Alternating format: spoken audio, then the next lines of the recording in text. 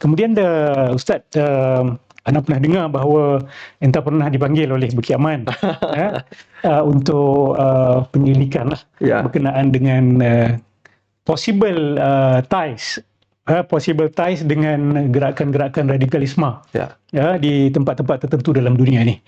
Jadi kalau Ustaz boleh berkongsi dengan kami apa yang buat Bukit Aman call you dan apa yang berlaku selepas itu. Okey.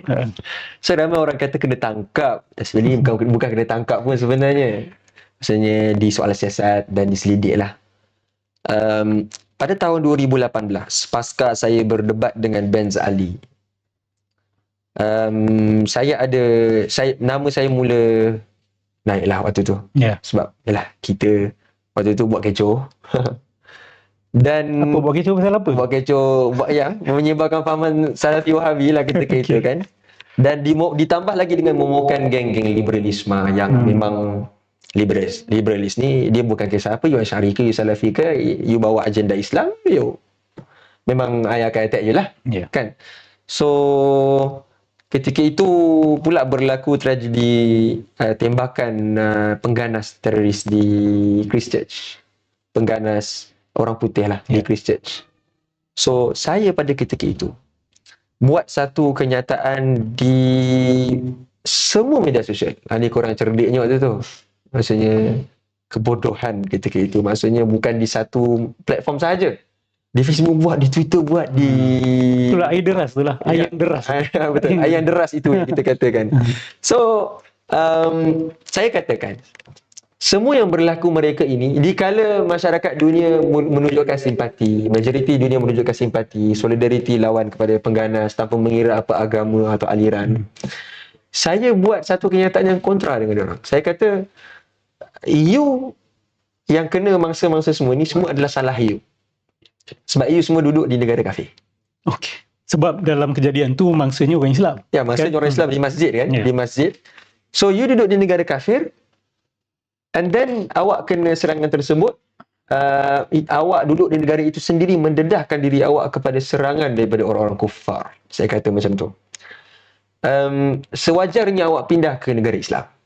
Ini isu wala' wal bara' kan? Ya, isu wala' wal bara' yang kita akan sentuh nanti tentang prinsip-prinsip Syekh Muhammad Wahab. So, isu hijrah tersebut yang saya tekankan, iaitu berdiri di atas konsep you are in the Harbi state. Harbi state. Awak need to move. Awak kena berhijrah ke negara Islam. Waktu tu kita cover lah hijrah kat negara-negara Islam mana-mana pun. Katakan Malaysia ke, mana ke, Saudi ke, apa ke. Tapi kita amat tahu bahawasanya idea seperti ini mesranya diadapt oleh orang yang memandang semua negara atas muka bumi kufur kecuali negara dia. Negara yang didirikan oleh dia punya ketua, iaitu Al-Qaeda, ISIS. Hanya mereka yang adapt benda tu. Yang mana para ulama, majoriti ulama dan fuqaha tak adapt benda tu. Kan? Idea awak kena hijrah, awak kena pindah dari negara tu pergi ke negara ni, kan? So kerana itulah saya dikecam di semua media sosial. Syakap Keli pun Pekan Tam, semua media sosial yang menyebarkan gosip-gosip waktu tu, screenshot saya dan screenshot post saya dan hentam saya. Kemudian mereka ambil gambar ketika saya debat dengan Benz Ali tu. Saya ada bawa buku Benz Ali yang mana depan dia tu dia punya muka surat depan tu macam lambang Allah, Rasul Muhammad. So lambang tu mesra dengan bendera ISIS lah. So bila saya, itu sebenarnya buku Benz Ali. Buku Benz Ali, agama dan hegemoni negara. Tapi orang kaitkan dengan tapi so saya buka buku tu, saya nak minta sign dia sebenarnya. So orang ambil gambar, saya pun dia orang kata, oh nampak ni bawa debat orang pun bawa buku ISIS. So saya macam the damage has done. So awak pun cakap benda yang ada baru perkara seperti itu. So jangan salahkan orang nampak gambar ni, orang tak fikir awak cakap macam tu memang berkait. So fala talumanna illa nafsak, jangan salahkan kecuali diri sendirilah. Fikir itu.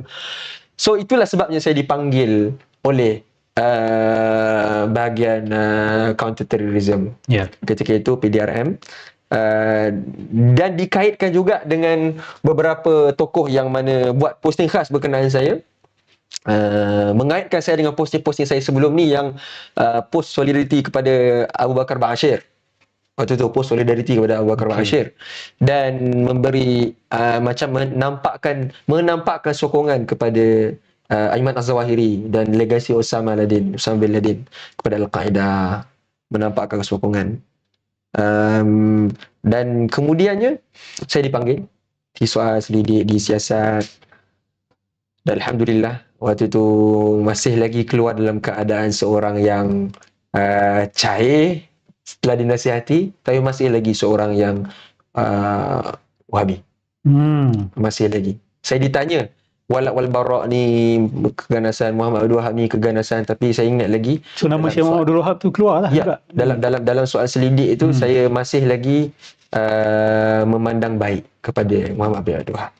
Sebab tu kata kalau saya kerana maksudnya takutkan keduniaan, maksudnya takutkan waktu itulah saya berubah. Betul, buat podcast macam ni. Ya, buat podcast macam ni. Sebab waktu tu saya ditanya oleh